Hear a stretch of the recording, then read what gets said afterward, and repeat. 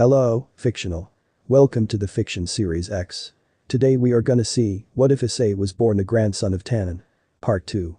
If you end up liking this video, please consider subscribe, so without further ado, let's get into the video. It's been a few days since the Asia Rainer incident and the Orc are currently in their club room in the old schoolhouse. Asia is sitting chatting with Rainer and Kaneko, Akeno is filling out some paperwork.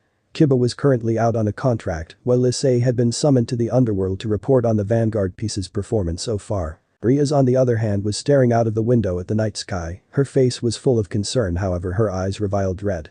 How am I going to deal with this riser issue, I mean that kiss from Issei, was it genuine? Or was it to calm me down? I don't know. Kiba returned from his contract with the payment in hand, walking through the door and pouring himself a cup of tea. But you, I'm back. Kiba had to raise his voice slightly to get a response from his king. Even then all Rias could do is nod, she was in no fit state to be leading the group tonight. Since the incident with the fallen angels Rias had gotten a message from her parents, Riser was growing impatient and tomorrow he would be visiting the human world. Okay everyone, good work, you may go home now, I still need to finish up a few things here, so I'll be staying late. Rias finally spoke to the group, she did well to hide it as everyone got up, said their goodnights and left. Rias sat there in the dimly lit room thinking things over. Just how am I going to break this thing off? A few hours later Issei had completed his business in the underworld, since he was the first Vanguard Beelzebub had insisted that Issei undertook regular tests that involved the rating game system and a number of attribute enhancers due to the nature of the new piece. It was getting late, the clock on the bedside table read 22:41, regardless Issei needed to unwind for a little while, so he decided to kick back and watch some TV. He just got comfortable on his bed after finding the Rosario Plus Vampire and I'm on one of the stations when a crimson light appeared at the foot of his bed. Rias stepped out as the light died down and approached the bed. Issei? Mind if I stay here tonight? Rias asked, almost pleading with him to let her stay. He shrugged his shoulders and told her to pick a room and she could stay there. Actually Issei, I want to stay with you tonight if it's alright, I just really need someone to talk to. Issei was exhausted but he knew what this was about. Sure Rias, I'm always going to be here for you, come on, make yourself comfy. Issei smiled as he motioned to a spot on the bed to his left. Rias lay down a small distance away from Issei with her mind running through a million questions that she needed an answer to. Come on Rias, you're here now, just ask him, what are you afraid of? He scolded herself mentally trying to pull up the courage to speak up. Finally she managed to pull herself together. Hey Issei. What do you think of me, honestly?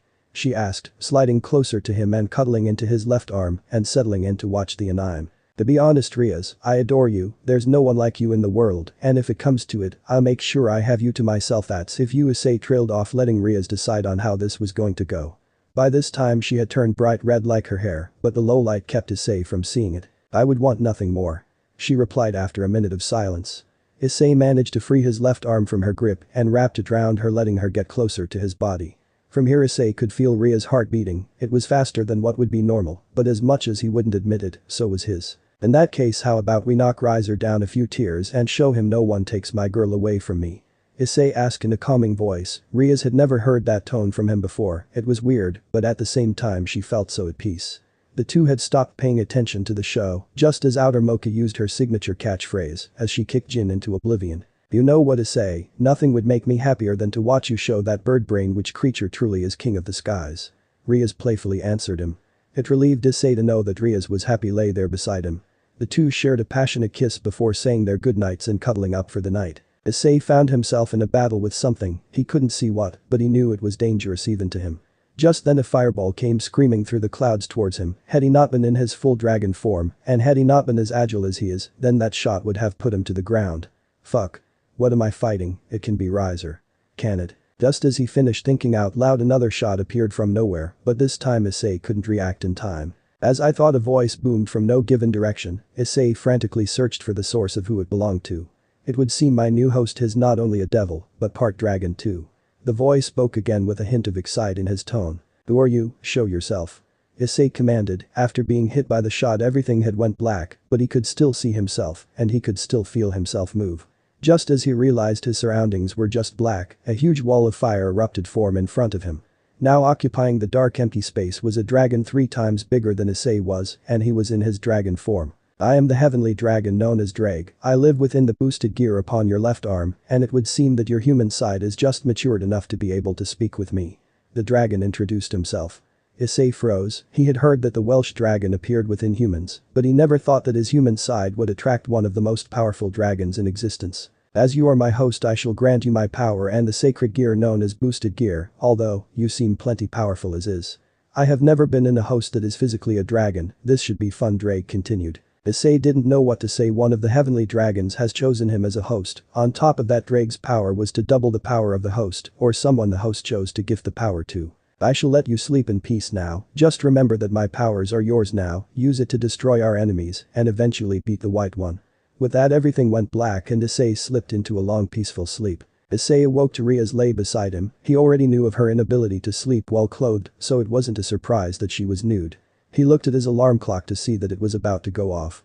Before it did, he switched it off so as not to disturb his sleeping master. Issei got up and left a note for Rias on his bedside table and left to get ready. Rias woke up 5 minutes later and noticed the note on the bedside table. It read, "Rias, you were asleep and I couldn't bring myself to wake you. Breakfast will be waiting on the bench in the kitchen." Rias threw on a nightgown and made her way to the kitchen. Waiting on the bench was her favorite breakfast, Belgian waffles with vanilla ice cream and maple syrup. Meanwhile, Issei was in his room getting dressed after his morning shower. He didn't really care for looking good today, so he just threw his uniform on and left his hair as it was. He entered the kitchen to find Asia and Rainer finishing off their breakfasts that he had made for them, and Rias was nowhere to be seen. "Morning, you two, where's Rias?" Issei asked as he hadn't seen her passing him on the way to the bathroom. "Oh, she left through a magic circle. She told me to tell you that she has gone home to get ready for school and has asked if you wouldn't mind cleaning her clothes from yesterday, so next time she stops there's something to wear." Rainer answered with her mouth still full of waffles. Issei shrugged it off and made himself some toast, since he couldn't be bothered to make anything more complicated. "Oh, Rainer, there's a uniform hanging up on your door for Kuo Academy. I had to pull a few favors, but you're now enrolled at our school, you too, Asia." Issei spoke up while he made his breakfast. Issei had spent some time over the past few days making sure that Asia and Rainer had something to do while he was at school, and what better than to get them to come with him. After they had finished getting ready, the three drove to school with Asia volunteering to sit in the cramped back seat of the 177 so Rainer could be comfy in the front. The rest of the day went by as normal, apart from the males at school wishing death upon Issei as he had pulled into school in a high-powered supercar and with two hot girls just to rub salt into the wound. Issei had sorted it so that Asia and Rainer were both in his class too, just so he could watch over them. After school, the three plus Kiba were walking towards the old school building when Issei sensed a presence he was way too familiar with. "Grafia, she's here. Fuck, that must mean the riser issue is finally going to be resolved one way or another." As the four walked through the doors of the Orc Club room, Issei was greeted with Rias sat at her desk, Akeno to her left, Kaneko was in her usual spot on one of the sofas munching a chocolate bar, and the familiar side of the tall elegant beauty known as Grafia stood to Rias' right. "Issei, good to see you again, and before you say anything, I know you're aware of the reasons for my presence today, and speaking for myself, I wish it was under better circumstances." Issei couldn't control a growl that only a dragon could produce. Everyone in the room apart from Grafia felt their heart sink as the sound instilled fear into even the most refined being. Grafia had heard Issei's growl before, so she knew what it meant. Just as everyone settled down from Issei's obvious temper, a large magic circle appeared in front of the doors to the club room. Fire immediately engulfed the circle, and out stepped a blonde man in a brown suit. "Rias, my darling, Riser has come for you." "Riser?" Issei growled, his draconic power flaring, causing even Grafia to shake. Riser stepped out of his magic circle, approaching Rias with a defiant smile on his face. Rias looked at Issei with pleading eyes, begging him not to cause trouble. Issei lowered his guard slightly to relax Rias, although he was still pissed, and the whole room knew it. "What are you doing here, Riser?" "I have already told you I have no intention of marrying you," Rias hissed. Rias kept her eyes on Issei, who was trying to quell his anger. She didn't mention that Issei's eyes had turned from his normal human eyes to that of his dragon form. Riser hadn't noticed this and continued to piss Issei off more and more. "Rias, my darling, don't you want me?" Riser asked teasingly. Issei had managed to control his anger up until now, but Riser was seriously pushing it. Rias sat down on the sofa opposite the rest of her peerage, and Riser took his seat next to her. Issei summoned the boosted gear behind his back so no one would notice, waiting for Riser to try anything. "Riser, for the last time, fuck off. I would rather end my life than have to spend it with you." Rias was getting more and more agitated, but nowhere near as much as Issei. Rias stood up to return to her desk. As she did, Riser stood up and pinned her in front of him. "Bad move," Issei shouted as he unleashed a devastating shot from his left hand that had been doubled by the boosted gear. Riser disappeared through multiple walls and out of the wall on the other end of the old school building. Grafia rushed to get between the dragon and the phoenix, but she wasn't quick enough. Issei had spread his wings and launched himself outside following the hole Riser had left. Just as Riser had recovered from the hit, he found himself being pinned by a force not even he could shift. He opened his eyes to see Issei holding him down with one hand and his second hand charged with a power that would kill him without a doubt. Issei is the queen of the Lucifer. If you continue this, I shall have no choice but to kill you myself. Grafia commanded in an attempt to pull rank on Issei. He would try, but my fight is with this bird brain.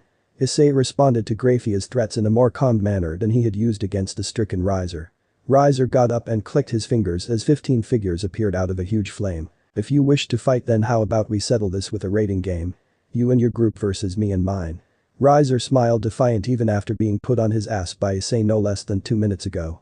Just as he said that, Rias appeared in the hole of the second floor of the old school building. I accept your challenge, and Riser, you should thank Grafia since she just saved your life. Had she not been here, I would have lacked the mercy required to keep Issei from killing you. Rias spoke in a flat, emotionless tone similar to Kaneko. Riser, standing back up wiping the blood from his face, approaches his group, completely defeated in this battle. I look forward to burning your servant to a crisp. Rias. Riser shot at the Grimoire group as he and his group left through a magic circle. Rias turned to Grafia and hung her head in apology. I'm sorry for how Issei behaved, but his anger is my frustration given form. I don't care what brother and father think, I am not marrying that obnoxious bastard. Rias spoke clearly to Grafia, laying down her terms with the Queen of Lucifer. At night, Rias stayed at Issei's place again. She and Issei were lying on the bed watching a movie as Rias' phone rang. Yes. I see, yes, 5 days will be fine. Okay, I look forward to it. Rias put the phone down and gained a face full of hatred. Issei came up behind her and wrapped his arms around his master. I take it we have 5 days to train against Riser and the flaming fuckheads. Hearing this, Rias giggled and nodded. Yes, and it seems the only capable member of my team is you, but we need to strengthen ourselves to beat him. Rias had now gained a smile and leant back into Issei. Somehow she felt like nothing mattered when she was like this. It seemed that Riser, the 3 great powers, all of her worries just simply vanished. We can sort this out tomorrow, come on, let's get some sleep.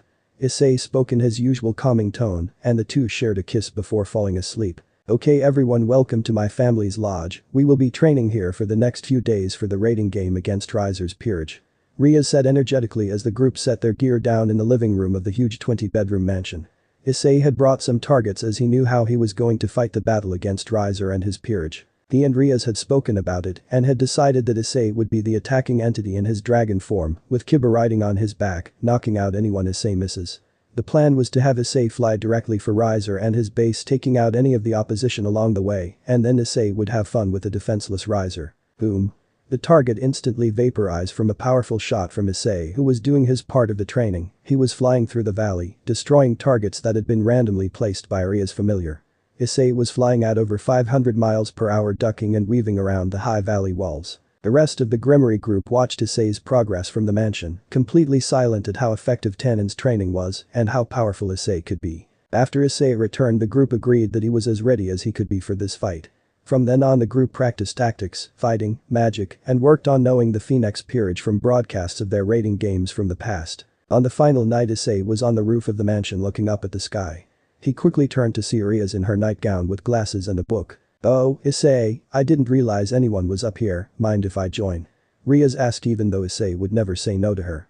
Issei nodded and motioned to the space next to him. Rias smiled and sat down next to him and cuddled into her dragon. Issei, what would you do if we lost tomorrow? Rias asked with a hint of worry in her voice. I'd crash the engagement party, destroying everyone who stood in my way, and then I'd kill Riser myself and take you back that way. There's no way I'm letting him take you away. Issei said with a straight face. Rias smiled and cuddled in even closer to Issei. The two looked at each other and began to kiss. The kiss deepened and the two kept going further. Issei and Rias retired to Issei's room for the night. From that night on, Rias would be Issei's as the two became one. The following day, the entire group sat in the Orc Club room waiting for the match to start. Issei had his armor on and his sword drawn, even though Kiba was going to be the one using it. Issei looked at Rias and smiled, knowing that no matter the outcome, no one could take last night away from either of them. Just then there was a blinding light as the group was teleported to what looked like a city. Tall skyscrapers surrounded the team who had teleported in on the roof of one of the smaller buildings. Greetings everyone, I Grafia, as maid of the House of Grimoire, welcome you all to the battle between Riser Phoenix and Rias Grimoire. This battle will take place in an urban environment, with Rias group's base being the top of the National Banking building. Riser's group's base is 3 blocks over on the top floor of Griffin Tower.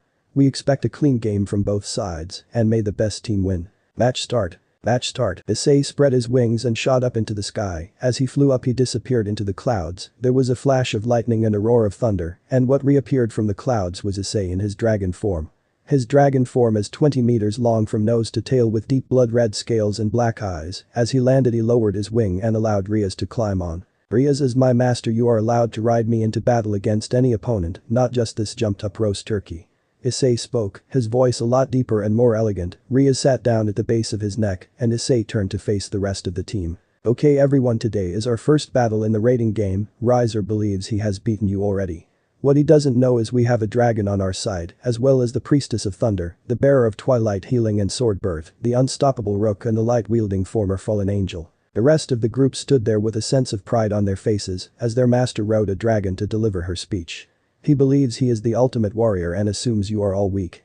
Let's prove him wrong and drive this bastard into the ground. Everyone cheered as Rias finished her speech. Issei let out a deafening roar with his wings spread out. On the other side of the field Riser and his peerage started to move out. Everyone stopped in their tracks when the windows around them shattered and the ground shook. The sound of Issei's roar instilled fear into everyone except Riser and Ubeluna. Master? I think it's time. Ubeluna spoke from Riser's right-hand side. You may be right, everyone. Steady yourselves, Riser has only lost 2 games before, and all of those were fixed. We must push forward against Rias and her pack of idiots. Riser's peerage cheered and charged for center field. Issei and Rias shot into the air and landed on one of the taller buildings. Okay Issei, are we ready to do this? Just as she said this Issei's sword appeared in her right hand, and Issei let out another roar, this one accompanied by a huge jet of flame. I'll take that as a yes. Issei said nothing but Rias could have sworn she heard his voice. Rias, after the other night we are now connected, we can talk without having to speak, just think your words to me, and I shall answer. It's called resonance and what you feel I feel, it lets us fight as one. Well, I'm glad we have this connection. Rias said aloud as the two flew into the sky yet again to get a sight on the battlefield. The two circled over the fight in the center of the city as Riser's peerage clashed with her own. On the ground Akeno was facing off against both of Riser's rooks, with one currently recovering from one of Akeno's thunder attacks and the other just about to charge. Tell me, priestess of thunder, have you ever faced off against a real rook before? Isabella spoke, wiping her own blood from her eyes. She had a large wound in her forehead where one of Akeno's attacks had flung debris into her head. Akeno smiled and charged another attack. Ara, tell me, have you ever faced a true queen before? Akeno shot back as she unleashed her most powerful attack against the 2 rooks. Lord Riser, 2 rooks retired. Graphia's voice confirmed the kills. Meanwhile Kiba was having problems with Riser's 2 knights, flanked by 2 pawns. As Kiba parried one knight the other would appear behind him even with his sword birth, he was still just one person. He was about to be flanked by both of the supporting pawns when a large cloud of dirt and debris was thrown into the air, along with one of the knights and the 2 pawns. Lord Riser, 2 pawns, 1 knight retired. Again Graphia confirming both kills. Kiba looked up to see what had helped him to see Issei in his dragon form, with Rias riding at the base of his neck. Rias, can I ask why you swapped over from Kiba and put me into a support role at the last minute? Issei asked after his devastating and accurate attack. Rias gripped Issei's neck harder and bit her bottom lip. I received a tip from Graphia at the last minute about Riser's queen, and between you and me, she's one to watch out for, since I need you in fighting shape, and knowing Riser will be sticking close to her, it was only logical to pair you with me and play support. Back down on the ground Kiba engaged Carlam and a girl clad in armor, making her slow but tough to take out. Damn you, it seems for a newbie you're still pretty good, very well, let's see how you handle this. The girl spoke as she drew a flaming sword from her back. Kiba's sword shattered and immediately reformed as a black sword. After it formed, all the air started rushing into Kiba's sword, and with a lack of air the flame sword went out. I'd say pretty well, but without air your fire can't breathe, and if it dies, you lose your sword. Kiba then finished with a blow to her chest, shattering her armor and knocking her out of the game. Lord Riser, 1 knight retired. Current scores are, Lady Gremory has claimed 6 of Lord Riser's pieces, 2 pawns, 2 knights and 2 rooks. Lord Riser has yet to draw blood. Graphia once again confirmed what everyone on the Gremory team was thinking, they were winning. Kaneko meanwhile had teamed up with Asia and Rainer, while Asia hung back and healed Kaneko and Rainer. The other 2 were fighting one of Riser's bishops, and the rest of the pawns, Kiba and Akeno, joined in soon after. Akeno launched another attack and knocked out the bishop. Kiba had managed to blindside the pawn known as Mira, knocking her out instantly. Kaneko landed a deadly blow on one of the twin pawns, with chainsaws cracking her spine and paralyzing her, causing her to retire. Just as the fighting started to heat up, the whole city center exploded. Lord Riser has lost all his pieces bar his queen, Rias Gremory has lost all her pieces bar her vanguard. Graphia's voice painted a clear image in Ria's head, her tip was bang on. Ubeluna was extremely powerful, since this was way out of Riser's capabilities. Thus then Riser's voice came from the top of Griffin Tower overlooking the square. Give up Rias, I know what it means to sacrifice pieces to ensure a win, and there's no way a fancy piece is going to stand up to me and my queen. Riser sounded sure of himself till he looked down and saw Issei's dragon form had now become cladded with armor plating. Rias herself was also wearing a suit of armor that looked draconic. He took a step back but held his arrogant demeanor. Rias, I have brought my armor out from magic storage. I have also given you a set of dragon forge armor. Now let's kill this dickhead and win this. Issei's voice sounded in Ria's head. She grabbed the reins that had now appeared and pulled Issei up to meet Riser. Riser stood at the top of Griffin Tower alone, no sign of Ubeluna anywhere. Rias, it's a trap, hold on. Issei's inner voice now sounded panicked as Rias gripped tight hold of the reins as Issei banked hard left, narrowly avoiding a massive energy wave shot from above.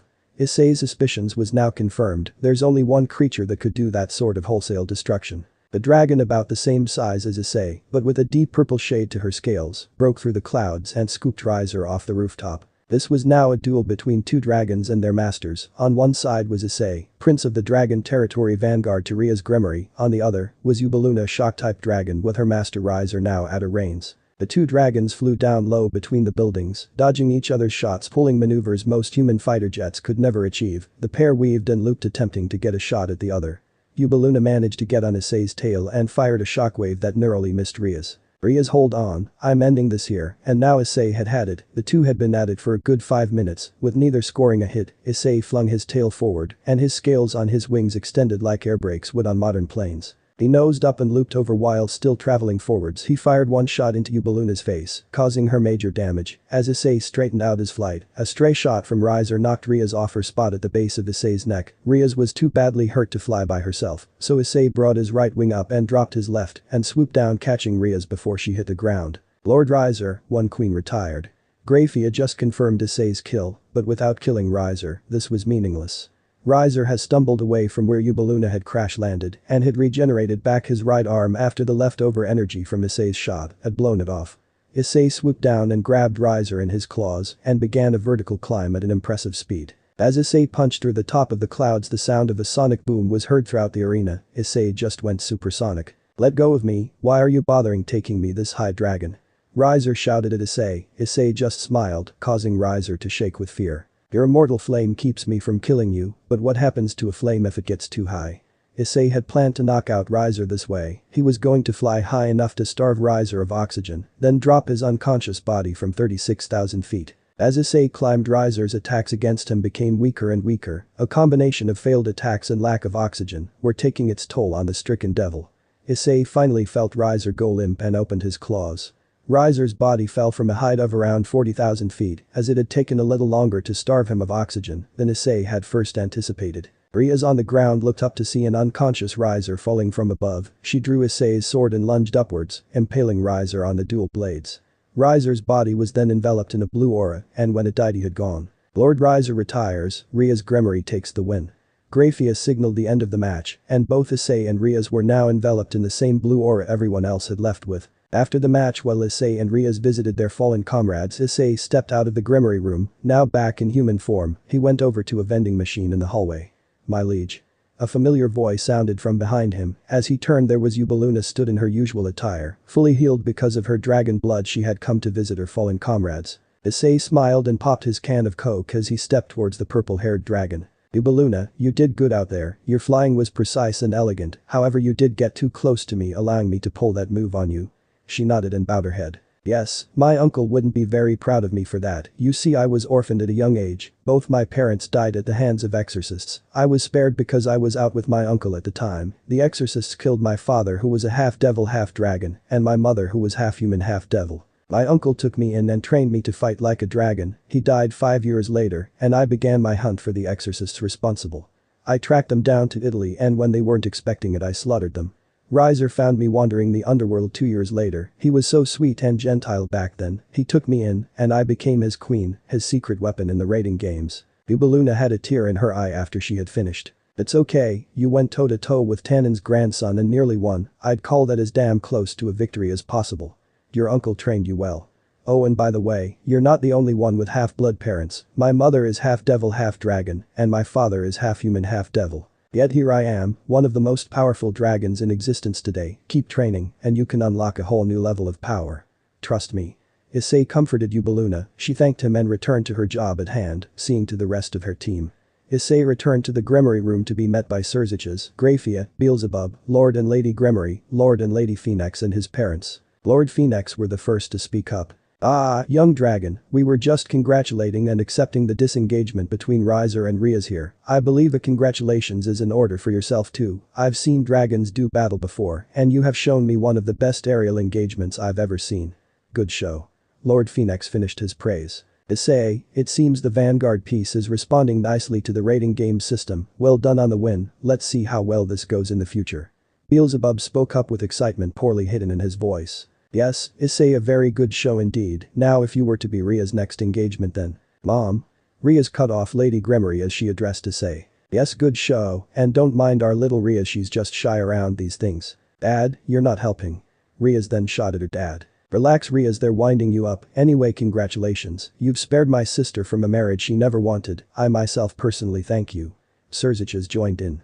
Hungry son, some fine flying out there, and you really have to show me how to do that trick, it'll come in handy should anything go down. Issei's mother said, hugging her son. Very nicely done kiddo, that's my boy, one of the best flyers in the underworld. Issei's dad spoke up from behind Issei's mother. Now for your reward. Rias smiled as everyone had left bar Issei's parents, Sirzich's and Ria's parents. She reached in and grabbed Issei, pulling him in for a kiss. Issei didn't struggle, he just went with it and enjoyed every second of it. Everyone else stood at the door to the room about to leave them to their moment. Well, we know who Rias has chosen, and it looks like he chose her as well. Ria's father smiled as he left. Yes, it looks like things are going to get interesting around those two, now let's leave them some privacy. Sirzich said as he closed the door behind the group. Lunchtime at Kuo and the entire school was crowded outside the school gates as two cars lined up waiting for the signal to go. Issei sat behind the wheel of his Aston with a machine roaring, wanting to put its power to the road. Next to the Aston was a highly customized Honda NSX belonging to the captain of the school's baseball team. In class he challenged Issei to a race, twice round the block, winner got Rainer, or as she was known to the school as Yuma. As the lights went green the two cars sped off kicking up smoke from the tires as they disappeared down the street. Students has lined the makeshift track watching as the two cars tore up the road, sounding like Armageddon had hit the small town. Issei's more powerful Aston pulled ahead, and as they neared the first corner, Issei threw it into a slide, with the NSX struggling to keep up. After the first corner the Aston took off again, leaving the NSX wholly through his attempt at the turn. The race was always going to be one-sided, but it didn't stop it from happening anyway. As Issei rounded the final turn he floored the accelerator and crossed the finish line first, before working the Aston's brakes to the point of them glowing red, pulling into the car park. The school surrounded the car as Issei stepped out triumphantly. A few seconds later the NSX driven by the butthurt baseball captain pulled into the car park and parked opposite Issei. Obviously he hadn't taken the loss well and marched right up to the triumphant dragon. What the fuck? Is that thing even legal? He started to shout as the rest of the students backed off expecting a fight. Issei turned around to face his opponent and smiled smugly at him. Hey Takashi, you were the one who challenged me and my Aston to the race, and you lost, man the fuck up and accept when you've been beaten. Issei answered jokingly as the student body started to laugh. Takashi then lunged at Issei going for a punch. Issei just stepped to the side and landed a punch right in Takashi's exposed torso. The boy fell to the ground beaten as the cheer from the students only got louder. After school Issei was in the Orc clubroom with the rest of the Gremory peerage as Rias was explaining familiars to Rainer and Asia. So to become successful we need to have familiars to help us with mundane tasks. Rainer asked at the end of Ria's lecture. Exactly, which is why we're going to the forest of familiars to get you and Asia yours. Rias answered confidently as she summoned hers. Ria's familiar was a small bat which transformed into a girl of about college age, wearing a costume that seemed like a promoter would wear. Kaneko summoned her familiar too, a small white cat that snuggled into her master like a baby. The Kendo then saw the chance to summon hers, with a poof of smoke and Oni appeared in her hand. Kiba summoned a ferret that snaked around him and curled up on his shoulder. Asia and Rainer then turned to Issei to see what he would summon. Unfortunately my familiar is way too big to fit into the clubroom, but once we get to the forest of familiars I'll take you to it. Issei was sat on one of the sofas flicking through news on his phone with a can of energy drink in his hand. Just relaxing after his victory not once but twice over the school's baseball captain at lunch. A couple hours later they were all in the forest hunting for Asia's and Rainer's familiars. First they decided to find Issei's familiar, so they could all see what Issei meant by it was too big for the clubroom. Issei led them through the forest until they hit a large cliff. Embedded in the cliff was a large stone door with draconic engravings. As the group entered the cliffside through the large stone doors, they noticed a large coiled-up serpent, fast asleep. It measured about 40 meters long, and with every breath was expelling smoke from its mouth. Issei stepped forward and said something in a different language that no one could understand, and the serpent woke up. It slid next to Issei and rested its head on the ground for Issei to pet. "Everyone, this is my familiar, camp named after the nymph of Tartarus, she's a fire draken from Greek mythology." The group were fearful of the huge snake-like creature that currently rested next to its master. After Issei spoke again in the language no one could understand, the giant serpent slid back off into the cave and coiled back up to sleep. Later, while wandering through the forest, Issei stopped everyone as he spotted a sprite dragon perched in a nearby tree. "Asia, how about you take this one, he seems to be watching you," Issei said. As Asia stepped forward she held out her hand. The little dragon looked around before approaching Asia and finally snuggling into her neck. Sprite dragons only give themselves over to those who are pure of heart, and since Asia is a former nun, it's possible that this little guy wanted her to be his master. Issei explained as everybody watched Asia and her new familiar forming the pact. After the pact was formed, the dragon flew over to Issei and rested on his shoulder, not as affectionate as Asia, but more on alert as Issei spoke to it in Draconic. The dragon then returned to Asia and vanished. As it did, the pendant on Asia's necklace lit up as a magic seal formed around it. That pendant has the ability to house a dragon spirit, and since the sprite dragon is now her familiar, it took its home close to Asia's heart. Issei said to the rest of the group. While this was going on, Rainer had a crow land on her shoulder. She didn't mind it and was busy stroking its head as the crow nuzzled into her hand.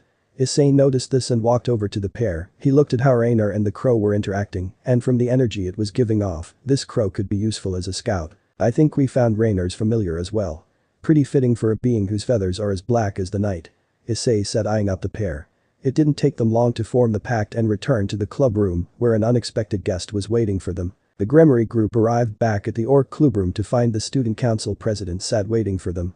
Issei noticed her grim atmosphere and assumed that why she was here wasn't going to be good for anyone. "Sona, I didn't expect to see you here, what's up?"